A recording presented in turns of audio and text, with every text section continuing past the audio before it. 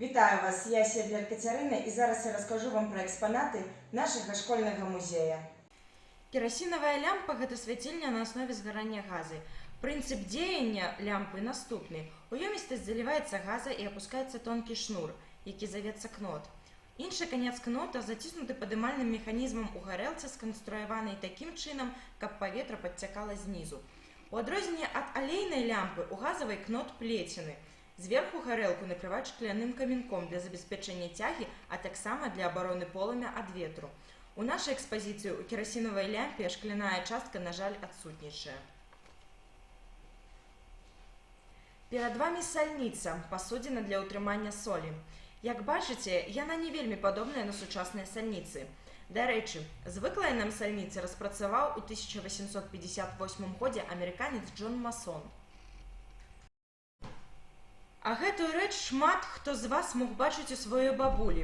Чыгунок, буйны посуд, гаршок з чыгуну круглявай формы для тушэння і варэння ў рускай печы. Нягледзячы на ўяўную старажытнасць гэтага віду посуду, металічныя чыгуны з'явіліся і атрымалі шырокае распаўсюджванне толькі ў самым канцы 19-га, пачатку 20-га стагоддзяў. Чыгуны, як правіла, мелі таўро-заводавытворцы, часта з указаннем аб'ёму ў літрах. У нашай экспазіцыі ёсць качарга. Гэта інструмент з жалеза або іншага вогнеўстойлівага матэрыялу для перамяшчэння падпаленых дроў і вугалю ў топцы печы. Звычайна гэта тоўсты жалезны прут даўжынёй каля 50-100 см, загнуты на канцы пад прамым вуглом. Цікавы факт. У старажытнасці качарга звалася ожых і была драўляная. Звычайна яна выглядала як абагарэлая з аднаго канца палка. Ёй у вёсках размешвалі вуголле ў печах, разграбалі попел, а пры неабходнасці яе маглі выкарыстоўваць як лучыну для асвятлення хаты. А гэта вілкі ці вілачкі. Іх выкарыстоўвалі як ухваты для гаршкоў. Звычайна іх было некалькі, пад кожны памер чыгунка.